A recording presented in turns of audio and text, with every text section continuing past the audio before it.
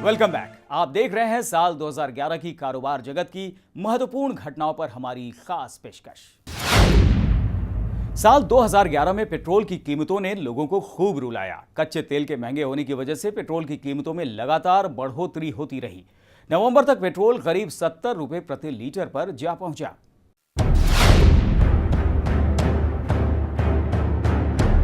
साल 2011 की शुरुआत होते ही पेट्रोल की कीमतों में आग लगनी शुरू हो गई। पेट्रोल की कीमतों में बढ़ोतरी का सिलसिला महीने दर महीने बढ़ता ही गया। जनवरी 2011 को तेल मार्केटिंग कंपनियों ने प्रति लीटर पेट्रोल की कीमतों में 2 रुपये 52 पैसे की बढ़ोतरी कर दी, जिससे प्रति लीटर पेट्रोल पहुंच गया 58 रुपये 37 पैसे पर। इसके बाद सबसे बड़ी 5 रुपये की बढ़ोतरी मई महीने में देखी गई, जिसने लोगों की कमर तोड़ कर रख दी।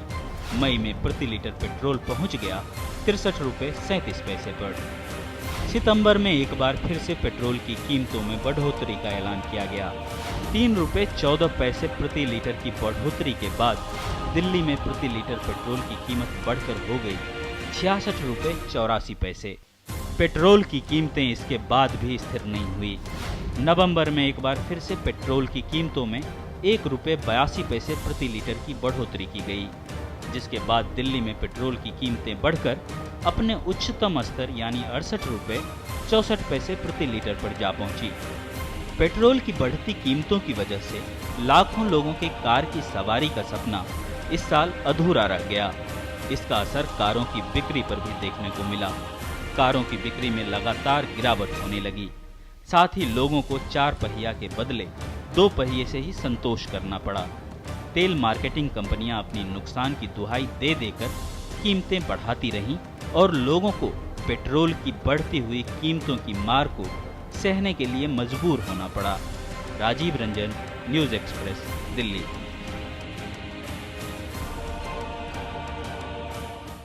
ईएमआई के फंदे ने इस साल लोगों को खूब परेशान किया। आरबीआई के सख्त तेवर ने कार और होम लोन लेने वालों के पसीने छुड़ा दिए। रिजर्व बैंक ने इस साल कुल 7 बार कर्ज की दरों में इजाफा किया।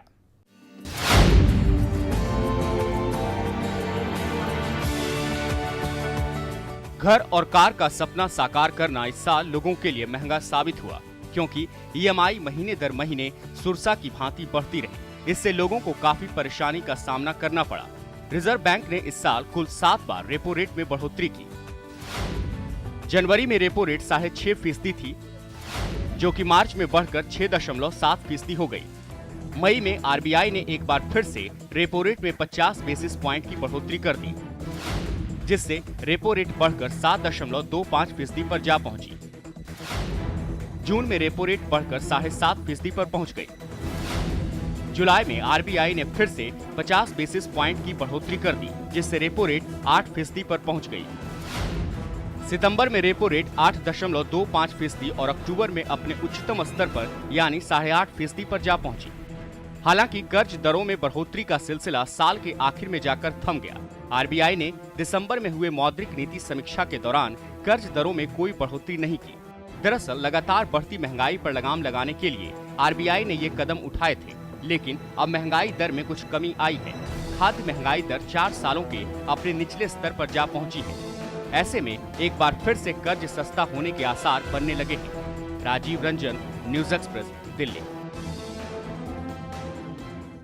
रियल एस्टेट कंपनियों को साल 2011 में पसीने छूट गए। रियल एस्टेट कंपनियां पूरे साल ग्राहक ढूंढती नजर आईं।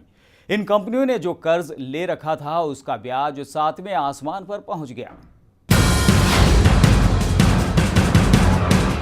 रेपो रेट के लगातार बढ़ने और होम लोन महंगे होने की वजह से इस साल देश की छोटी बड़ी और दिग्गज रियल एस्टेट कंपनियों का हाल बुरा हो गया है।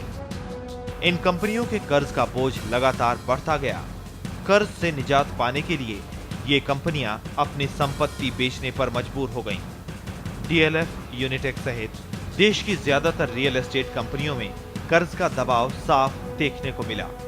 पिछले साल की पहली तिमाही के मुकाबले इस साल इन कंपनियों पर कर्ज का बोझ 12 से 15% बढ़ गया।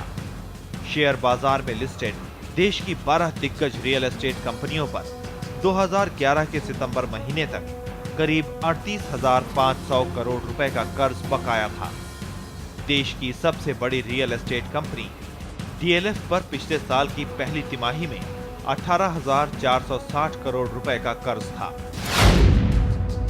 जो कि इस साल की पहली तिमाही में बढ़कर 21,524 करोड़ रुपए पर पहुंच गया। यूनिटेक पर कर्ज का भार 5,160 करोड़ रुपए से बढ़कर 5,330 करोड़ रुपए हो गया है।